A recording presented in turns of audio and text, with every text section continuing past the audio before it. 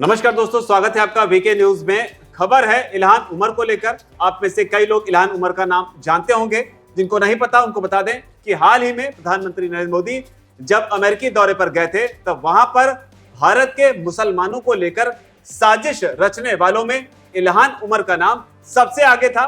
Ilhan Omar का जिक्र इसलिए सबसे ज्यादा हुआ इस दौरान क्योंकि वो अमेरिका की सांसद भी हैं और जिस दौरान प्रधानमंत्री नरेंद्र मोदी को अमेरिकी संसद को संबोधित करना था तो उस दौरान जो सबसे ज्यादा परपंच रचा गया उसमें इल्हान उमर का नाम सबसे आगे दौड़ा।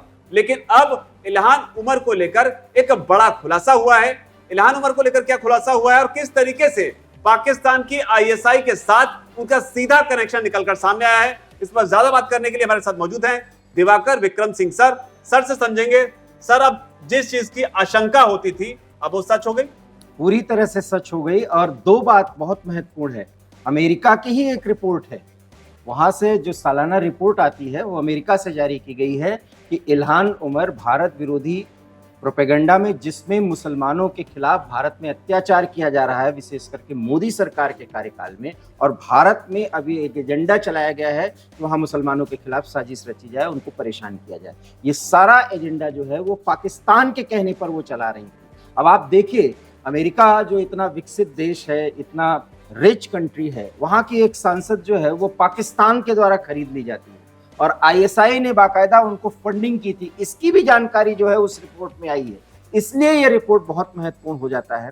और सबसे बड़ी बात है कि पाकिस्तान, माफ करिएगा, मोदी के प्राइम मिनिस्टर के तौर पर वहाँ पहुँचने और बाइडेन प्रशासन जियोपॉलिटिकल सिनेरियो में जिस तरह से भारत को महत्व दे रहा था, चाइना को चेक एंड बैलेंस करने के लिए, उसकी धार को कुंद करने का यह पूरा काम कर रही थी। क्योंकि पहुंचने से पहले ही इन्होंने एक लॉबिंग करने की कोशिश की थी, क्योंकि प्रधानमंत्री को संसद को संबोधित करना था अमेरिका के, जिसमें उन्होंने संबोधन किया भी और उसका पूरी दुनिया ने उसकी तारीफ की, उसको देखा।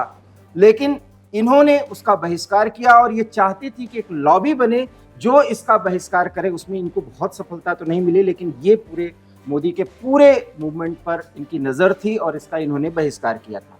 जो जानकारी मिली है शिखर, वो ये है कि 2022 में ये पीओके गई थी और पीओके में जब ये पहुंची थी तो वहाँ के इनके पूरे मूवमेंट पर जो खर्चा आया था, इनके रहने का, इनका, और उस पीओके दौरे पर पाकिस्तान सरकार के समर्थन में जो माहौल बनाना था, उसका पूरा खर्चा जो कुछ भी आया था उसको आईएसआई ने वहन किया था। आईएसआई ने स्पॉन्सर किया था सर जी, तो स्पॉन्सरशिप की गई थी। लेकिन जिस तरीके से प्रधानमंत्री मोदी के अमेरिकी दौरे को डिरेल करने की कोशिश की गई, इसका असर हालांकि बाइडेन प्रशासन पर बिल्कुल भी नहीं पड़ा। न सिर्फ संसद में संबोधित करने की बात, बल्कि स्टेट डिनर तक दिया गया, जो कि बताते हैं कि किसी भी राष्ट्रपति के कार्यकाल में उसे एक ही मौका मिलता है कि वो किसको स्टेट डिनर दे सकता है, और तब बाइडेन ने इसके लिए प्रधानमंत्री नरेंद्र मोदी को चुना।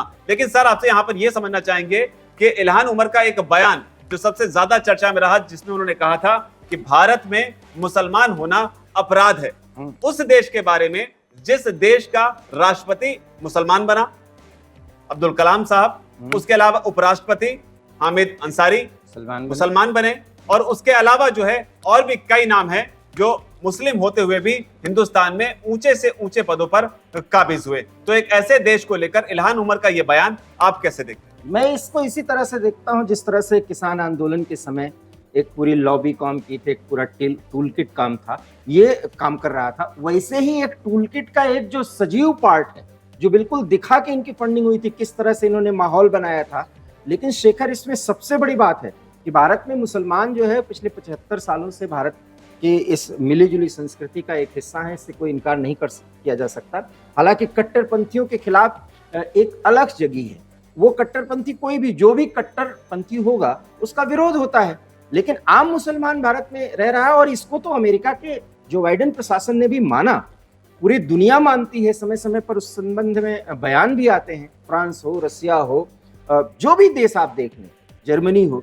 लेकिन ये पूरा मुहिम चलाई और मुहिम के बाद ये पूरा रिपोर्ट भी हुआ, इनको रोकने की कोई कोशिश नहीं की गई थी। लोकतंत्र में इस तरह से खुलापन, ये जो प्रयोग होता है, ये बहुत उचित नहीं है, क्योंकि बाइडेन प्रशासन भी बहुत मुश्किलों में आ गया था।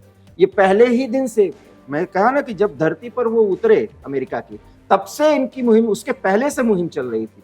और सबसे बड़ी बात कि जो पाकिस्तान कटोरा ले लेकर के भीख मांगता है, उसकी खुफिया संस्था आईएसआई ने बाकायदा इस तरह के फंडिंग का जिम्मा लिया और आज भी वो फंडिंग कर रहे हैं।